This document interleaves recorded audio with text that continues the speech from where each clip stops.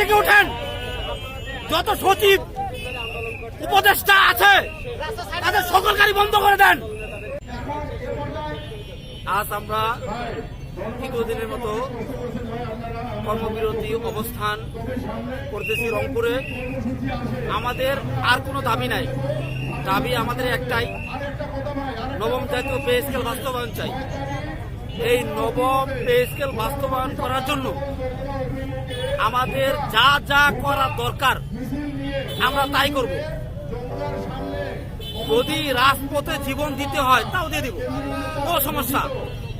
আমি ইউনূস স্যারকে বলতে চাই, আজকে আমাদের এই সমাবেশ দেখে আপনার যদি মনে হয়, আপনি যদি নবম পে স্কেলের জন্য কমিশন গঠন করেছেন, নবম পে স্কেল দেওয়া দরকার, তাহলে দিয়ে দেন।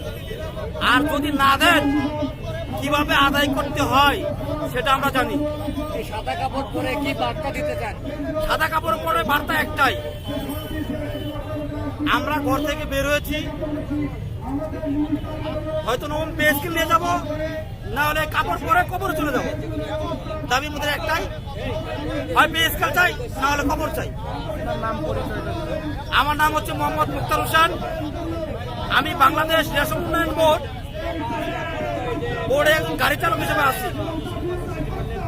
তা আমাদের ডিউটি হচ্ছে সকাল 7টা থেকে রাত 12টা পর্যন্ত। কিন্তু আমাদের যে স্কেল, এই স্কেল দিয়ে কিছুই হয় না।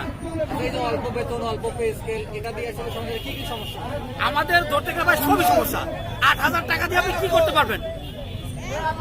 একজন ড্রাইভার রাস্তা যখন চলতে যায় তখন তার দৈনিক পাঁচ খরচ আছে 200 টাকা। কারণ যদি ড্রাইভিং করতে গেলে 1 ঘন্টা পরে পরে চা বিস্কুট খেতে হয়, তাহলে সে গাড়ি চালাতে পারবেন না। উপর মহলে যারা আছেন, আমি ডক্টর ইউনূসকে বলতে চাই, আপনি একজন ড্রাইভার নিয়ে গাড়ি চালান, উনার যে কত কষ্ট থাকে, উনি যে কত দুঃখে থাকে আপনি জানেন?